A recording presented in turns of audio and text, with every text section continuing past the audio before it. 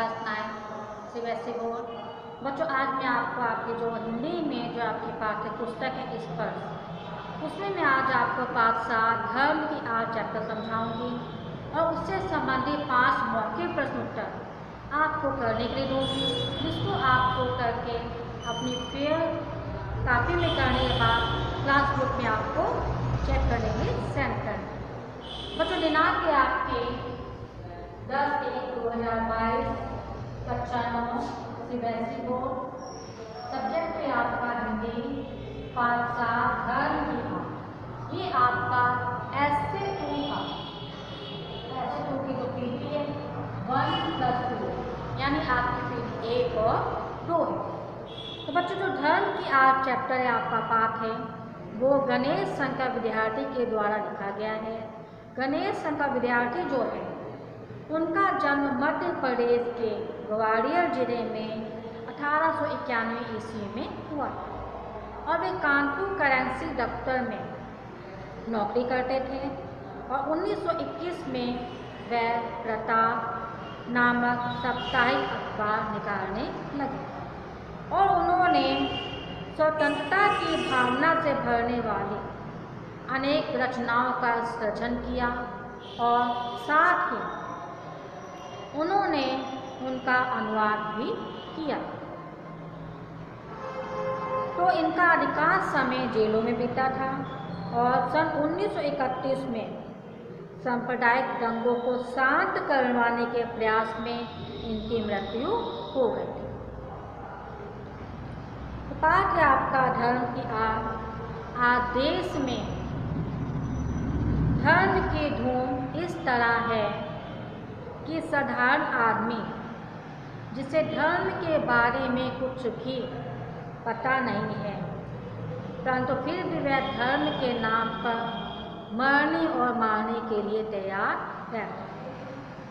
पर इन आम आदमियों का दोष केवल इतना है कि वह बिना सोचे समझे दूसरे के बहकावे में आकर आ जाते हैं और जो पढ़े लिखे शक्तिशाली लोग हैं, वो इनकी शक्ति का, उत्साह का दुरुपयोग अपना बड़प्पन बनाए रखने के लिए करते हैं।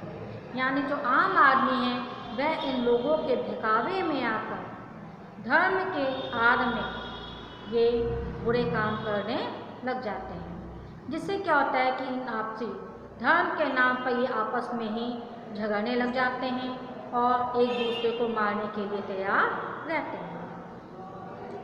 इनके लिए धर्म सबसे सरल रास्ता है, परंतु आम आदमी यही समझता है कि धर्म के नाम पर प्राण देना उचित है और इसी भावना को बेवजह फायदा चालक उठा रहे हैं। यानी कि जो कुछ पढ़े लिखे लोग हैं, वह इनकी शक्तियों का और इनके उत्साह का गलत उपयोग कर रहे हैं और धर्म के नाम पर ही वह आपस में इन दोनों को झगड़ा करवा रहे हैं। पश्चिम देशों में ऊंचे ऊंचे महल गरीबों की मोटी कमाई से ही बने हैं। कहते हैं पश्चिम देशों में जो ऊंचे ऊंचे महल लोगों ने बनाए हुए हैं, वह जो इन गरीब मजदूर हैं, उनकी खून कमाई से ही बनाए गए हैं।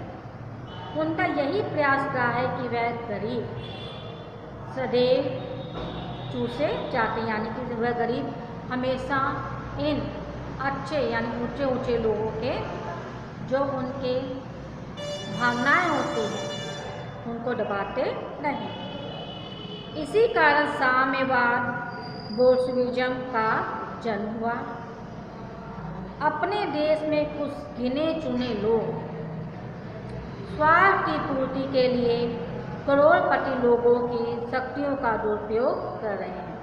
यानी कि समाज में कुछ ऐसे लोग हैं जो अपने स्वार्थ के लिए हैं, इन आम जो साधारण जनता है, गरीब लोग हैं, उनकी जो शक्ति है उनका दुरुपयोग कर रहे हैं।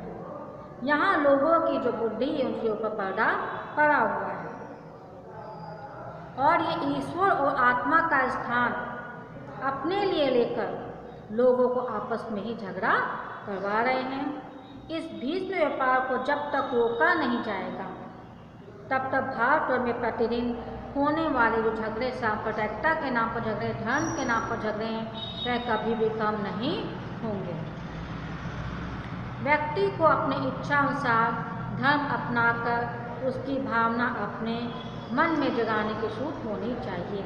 यानी कि जितने भी लोग हैं सभी को अपने धर्म को स्वतंत्र रूप से मनाने की छूट होनी चाहिए।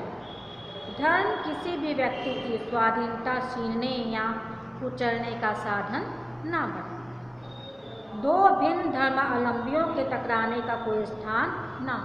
यानी कि सभी जब अपने अपने धर्म को महत्व देंगे, अपने धर्म को मानेंगे, तो इन दो धर्मावलंबियों में कभी भी झगड़ा नहीं होगा और वह ना ही एक दूसरे के धर्म को नीचा दिखाने की कोशिश करेंगे।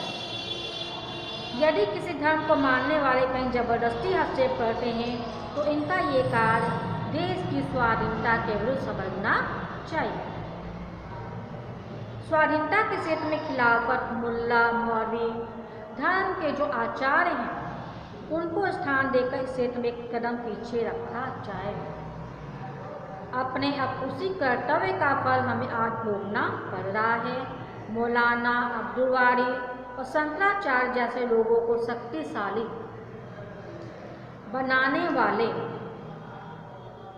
का फल ये रहा कि आज इन लोगों की बड़ी शक्तियाँ हमारी जड़ उखाड़ने और देश को प्रपंच और पास से राज स्थापित कर रहा है। महात्मा गांधी धर्म का महत्व दिया करते थे, पर उनके धर्म का मतलब ऊंचे और उदार तत्वों का हुआ करता था और वह मानने में किसी को आपत्ति नहीं थी। आज अंजा देने, पंच वक्ता नमाज पढ़ने, शंख बजाने, मंदिर में जाकर पूजा पाठ करने, तिलक लगाने आदि करने के बाद हम स्वयं को दिन भर बेईमानी करने और दूसरों को सताने के लिए आजाद समझते हैं, तो आने वाला समय इन धर्म को टिकने नहीं होगा। यदि हम सारी दिन में पूजा पाठ करते हैं, मंदिर जाते हैं, सब जगह जाते हैं, परंतु उसके बाद हम सारा दिन बेईमानी करते हैं, एक दूसरे को ऊंच नीच यानी कि धर्म के नाम पर हम दूसरों को झगड़ा करते हैं, तो ये हमारे लिए ठीक नहीं है। तो आने वाला समय इस धर्म को टिकने नहीं देगा। हमारी भर मनसाहत की कसौटी हमारा आचरण हो। हमें कल्याण की दृष्टि से हमें अपने आचरण को सुधारना चाहिए। हमें सभी के धर्म को ऊंचा मानना चाहिए, किसी भी धर्म को नीच नहीं मानना चाहिए। और जब हम अपने आचरण को नहीं सुधारते हैं तब तक ये समाज में पूजा पाठ करना, लोगों को आज़ादी रोकने के लिए हमें आज़ाद नहीं छोड़ेंगे। यानी कि पूजा पाठ करने, ये सब करने, शंख बजाने, तिलक लगाने, उसके बाद हम धर्म के नाम पर लोगों का आपस में झगड़ा करवाएंगे, तो ये हमारे लिए उचित नहीं है। हमें ऐसा कार्य करना चाहिए कि हमें सभी अपने आचरण को सुधारना चाहिए और सबको एक समान दृष्टि से देखना